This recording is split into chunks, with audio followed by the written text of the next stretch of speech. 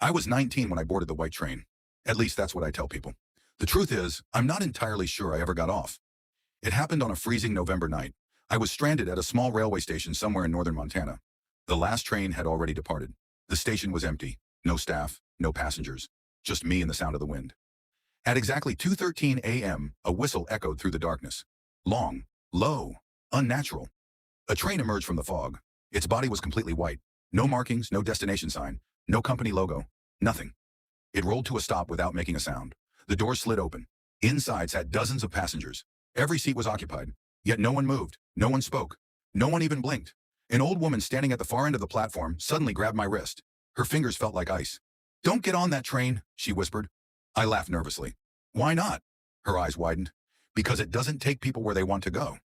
Before I could ask another question, she turned and disappeared into the fog. The doors remained open, waiting. Something deep inside me screamed to leave. Instead, I stepped aboard. The doors shut behind me. Instantly, every passenger turned their heads toward me. At the exact same moment, my stomach dropped. Their eyes were completely black. No pupils, no whites, just darkness. I rushed toward the next carriage. The train suddenly lurched forward. The windows showed nothing except endless white fog. No mountains, no towns, no tracks, just white. Then a conductor appeared. He wore an old uniform covered in dust. His face looked strangely familiar. Without saying a word, he handed me a ticket. I looked down. My blood turned cold. Printed across the center was a single sentence. Passenger reported missing, July 18th, 2027. Below it was my full name. I stared at the conductor. "This isn't funny," he smiled. It wasn't a normal smile.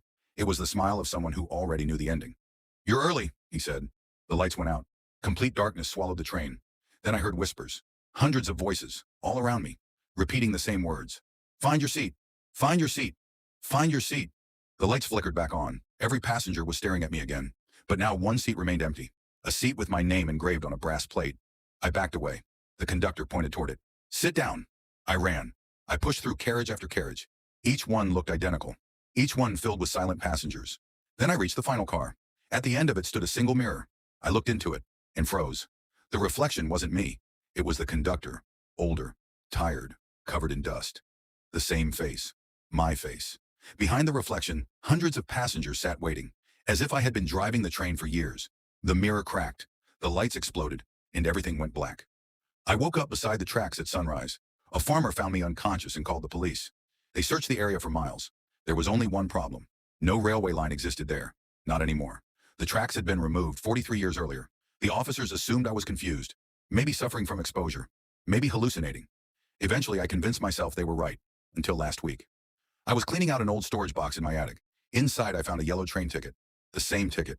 The one the conductor gave me. I dropped it immediately, because something had changed. The date was still there. July 18th, 2027. My name was still there. But underneath it was a new line that hadn't been there before. Conductor assignment confirmed. I turned the ticket over. There was a handwritten note on the back. Only 6 words. "Next stop, pick up your brother." My younger brother disappeared 3 days ago, and every night since then, I hear a train whistle outside my house at exactly 2:13 a.m.